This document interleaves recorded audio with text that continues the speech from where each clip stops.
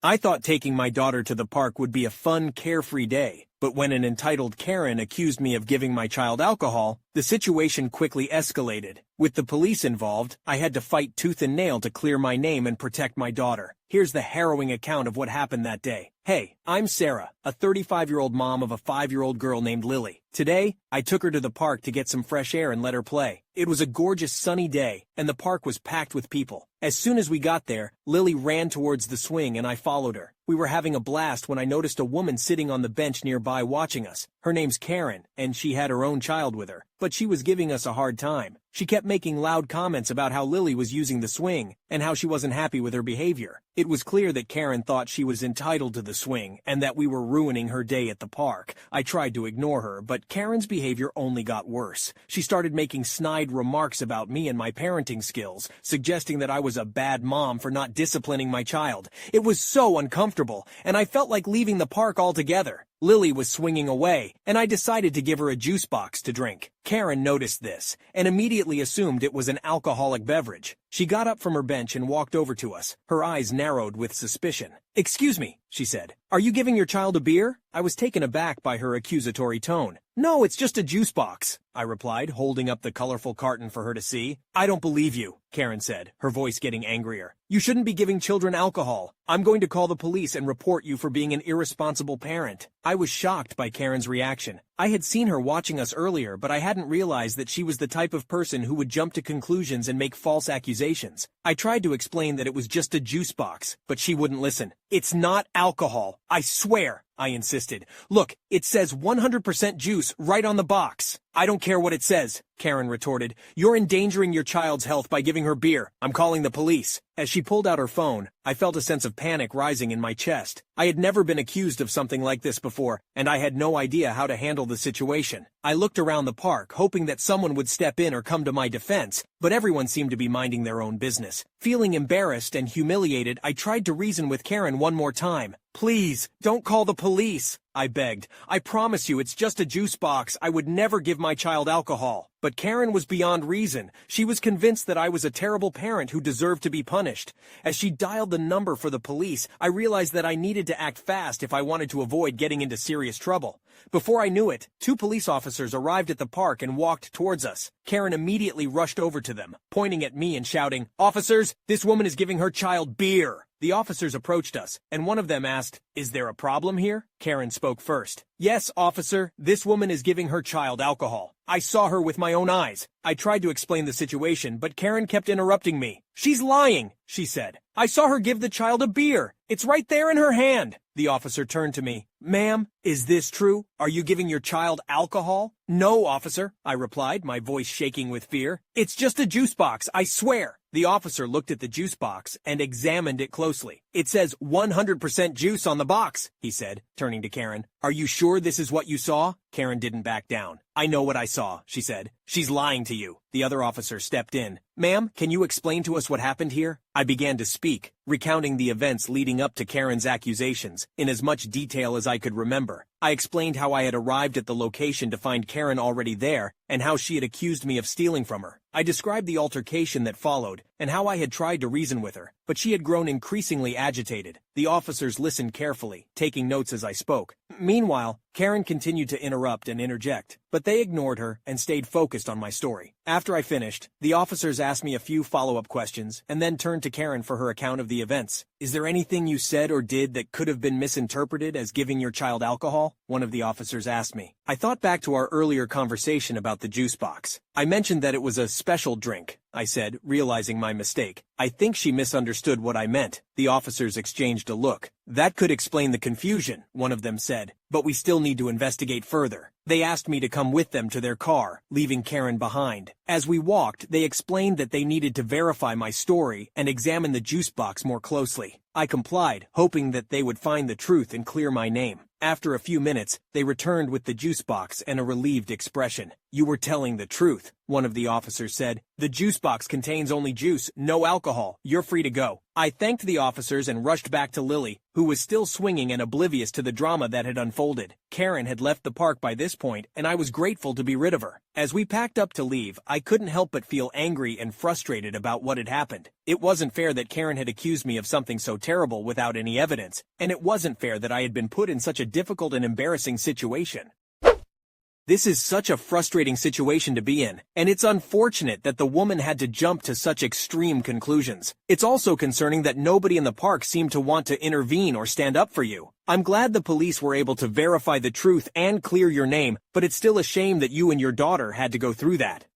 I never expected my husband to just up and leave me with no warning. We had been going through a rough patch, but I thought we were working through it. Then, out of nowhere, I got a text from him saying he was leaving for 2 days to stay with a relative and disconnecting from his phone. My heart raced as I tried to process what was happening. Here's how it all went down. My husband texted me that he left for 2 days with no warning. Life has been stressful, and like many people, we've been under a lot of pressure individually and relationally. I am sympathetic to needing a break, for sure. He had recently gotten a concussion as well, which was miserable, and had mentioned planning a solo trip somewhere a couple of times, and he's done them in the past. We had talked about our day, and I felt like we had a nice morning. I left to go run errands and was going to pick him up after work. While I was out, I called him to ask a question, and he didn't answer. I was concerned he left his phone at home when he, supposedly, left for work. But a few minutes later, I got a text saying that he was feeling stressed and overwhelmed. He apologized for the short notice, but he was leaving for 2 days to stay with a relative and disconnecting from his phone. He said he would text me tomorrow to check in and that hopefully we can use this time to refocus. Like I said, I am so understanding of needing a break from life, and it seems like he needed it. However, I have conflicting feelings over this. I was beside myself with worry. He's never just up and left, and I was freaking out until I could get a hold of his relative and make sure he was there. I was relieved to know he was safe. In moments of feeling so much that a person can't think,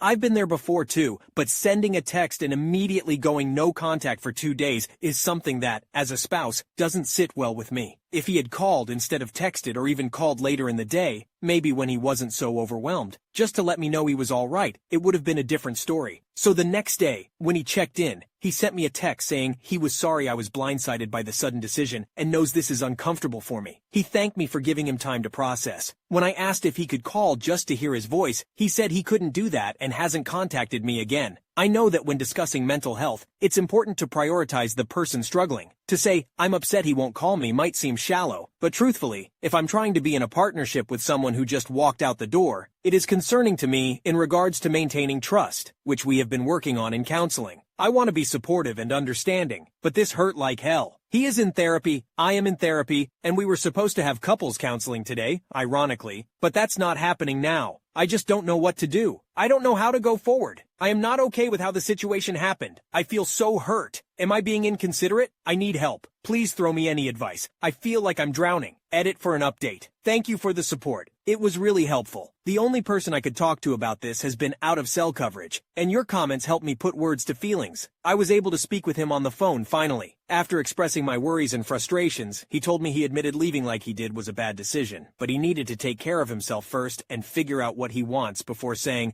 I'm sorry I caused you to worry, but I hope you can take some time and understand why I did that. I asked him to come up with a better apology that takes my feelings into consideration if he wants this relationship to continue. I point blank asked, do you want me? And the silence after that spoke louder than anything. Wow. He informed me that he is currently trying to decide what he wants from life, including our relationship. I told him that he'd need to make a decision pretty soon if he wants me to be an option. And when asked when he'd be returning, he said he doesn't know how many more days he'll be gone but would let me know soon. As many pointed out, the concussion puts a variable in here. It is the only reason that I can think that would make him act like he never has in the past. And though devastated and in total shock, I'm going to hear whatever he has to say when he decides to come home. I have put off making my decision for the moment. My whole world feels too askew to make one. I just can't believe this. We had a wedding and consider ourselves married, but are not legally married, so it makes things a lot simpler. Also, his relatives live out in the sticks and have been keeping an eye out because of the head injury. He might be acting like a dick, but he isn't a cheater. Relevant comments. A commenter said, concussions and subsequent brain injuries are absolutely known to result in severe, if not debilitating, personality changes. I would consider this a strong possibility, if nothing else explains it. OP replied saying, when asked today, he swore he's been feeling the exact same overwhelm before his injury. And, it isn't that. I am inclined to agree with you, as there has been a subtle shift from my perspective. Regardless if he doesn't feel like that's the issue,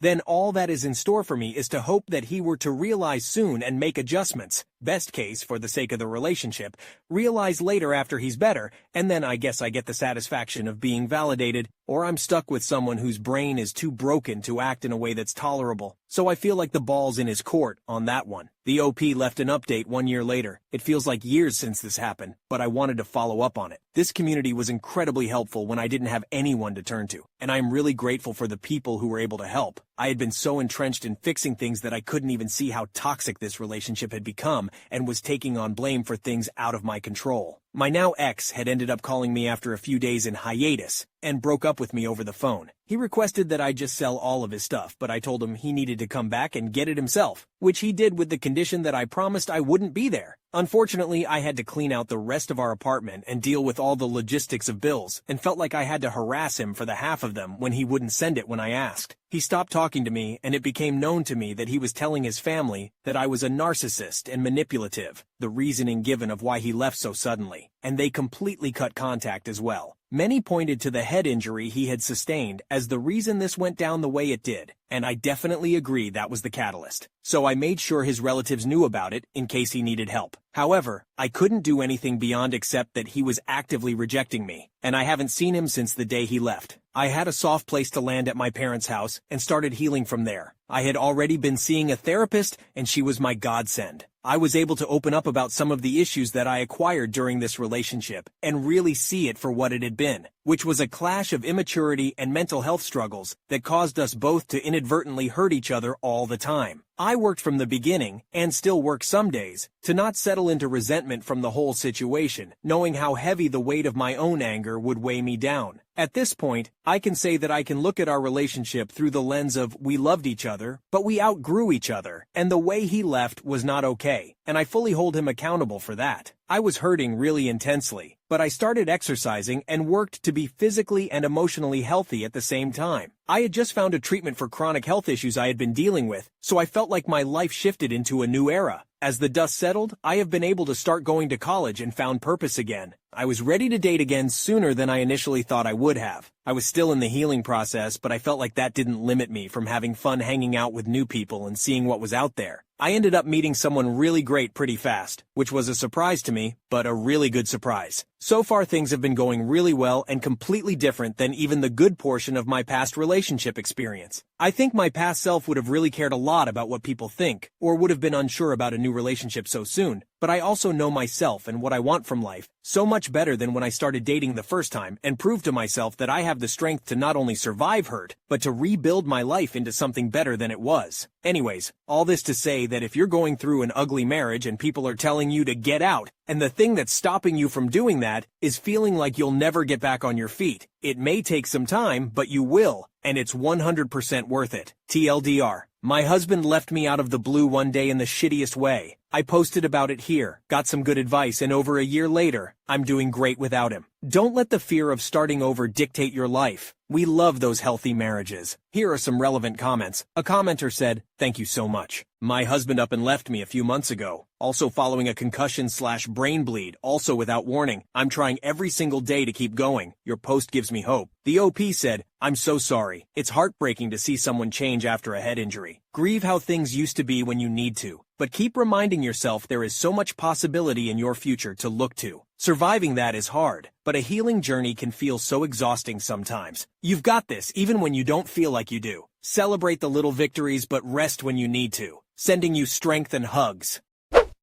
I'm sorry to hear about your situation. It sounds like you're going through a tough time, and it's understandable that you have conflicting feelings about your husband's sudden departure. It's important to prioritize your own mental health and well-being during this time and seek support from friends, family, or a therapist if needed. Am I the jerk for calling my girlfriend boring? I never thought my drinking habits would come between me and my girlfriend of 5 years, but that's exactly what happened. It all started when I suggested she have a drink to loosen up and have more fun. Little did I know, that comment would snowball into a series of events that would ultimately lead to our breakup. Here's how it all went down. My girlfriend and I have been together for over 5 years. She is introverted and doesn't drink or enjoy going out. She'd rather stay in and watch a movie or go to a nice dinner. Sometimes I feel like it would be nice to have a drink with her. It feels like all she does is go to work on her dissertation, go to the gym, and sleep. The other night we went out to some bars. She agreed to go out but said she was tired from work and school, so she only wanted to go out for a little while. The entire time we were out, she was sober, acting pissed off, and it wasn't fun to be around. I told her energy was bad and suggested that she have just one drink to loosen up a bit, and maybe it'll be more fun for her. She disagreed and got mad at me, saying that I need to grow up and that drinking and partying aren't everything. I've gone overboard going out with friends in the past, and it's led to arguments that I don't remember, but I've been depressed, and going out is one thing that makes me feel better. I jokingly asked her when she got so boring, and she snapped at me. She would rather save up for a nice vacation, or go to a music festival, concerts, or a nice, expensive dinner. These things are out of my budget, and a vacation is only a once or twice a year thing anyway. When we do go on vacation, she'd rather do boring touristy stuff like go to museums or sightsee. I told her that I don't think I can give her the life she wants and is used to. She had a very wealthy upbringing, and she called me a jerk and has been acting cold ever since. Here are some relevant comments. A commenter said, "Your girlfriend sounds responsible and motivated. You sound like you just want to get drunk and complain that you don't have money to do nice things. Instead of insulting her over her incredibly reasonable boundaries, why not just break up and find a girlfriend who is more aligned with your life goals?" The OP responded by saying, "I just don't get her agreeing to go out and then acting blah the whole time. She's even said recently that she wants to try to go out more because she wants to hang out with me and try to enjoy the things I enjoy. As for breaking up, I really don't want to enter the dating pool at my age. While I might not have conveyed it well in this post, she is a great person, loyal, and my family and friends adore her, which is a first for me. I don't want to lose that. I just wish we could do more together like we used to." A commenter said, "You sound like an alcoholic, dude. The fact that she doesn't enjoy getting wasted with you until 2 a.m. doesn't mean she's boring. It means she has different priorities. She honestly sounds way more mature than you if her idea of fun is saving up for a cool vacation to go see new things, while yours is just getting drunk all the time. College is over. Develop some interests outside of drinking. You're the boring one." The OP responded by saying, "I work 60-plus hour weeks in a corporate job, and I don't have a wealthy family to back me up on anything. I've been on my own since I got kicked out at 17 and have worked hard for everything I have, so I don't think it's fair for everyone to say I have different priorities or that I don't have goals. We also have separate finances, so it's not like I'm blowing her money on myself." The OP left a second update. Here's what they said. "Well, I have the update you all have been waiting for. I decided to go out with some friends last night to blow off some steam. Yeah, dumb, I know, and managed to stay out until 5 or 6 a.m. I honestly didn't mean to. I tend to not check my phone much when I'm out, and when I finally checked it, I had a ton of missed calls and texts from my girlfriend asking where I was or if I was okay. I was fine. My friends just wanted to hang out longer than I expected. When I got home, she was angry that she had to stay up all night worrying about me getting home safely. I didn't ask her to stay up for me. She sat me down and said that she will not be renewing our lease when it's up, and that it's up to me to decide how I'll be going forward until then. She said it's not the drinking that's the issue, but the fact that it feels like she has to parent me after the fact and can't relax while I'm drinking even when it's with friends. So yeah, now I'm spending my Friday apartment hunting and looking for a therapist." That's all the OP said, but I did reach out to them to ask if she officially broke up with him but didn't get an answer. I think it's safe to assume, though, as she is breaking the lease and he is looking for a new place. It's clear that the OP's drinking habits and desire for partying clash with his girlfriend's more responsible and mature approach to life. While she's focused on her career and saving up for experiences like vacations, he's prioritizing getting drunk with friends. Instead of insulting her and calling her boring, he should respect her boundaries. Hey you, yes you, I'm talking to you. Click on one of the other videos on your screen right now. Don't be boring like the OP's girlfriend. Show some excitement and curiosity. Click it now.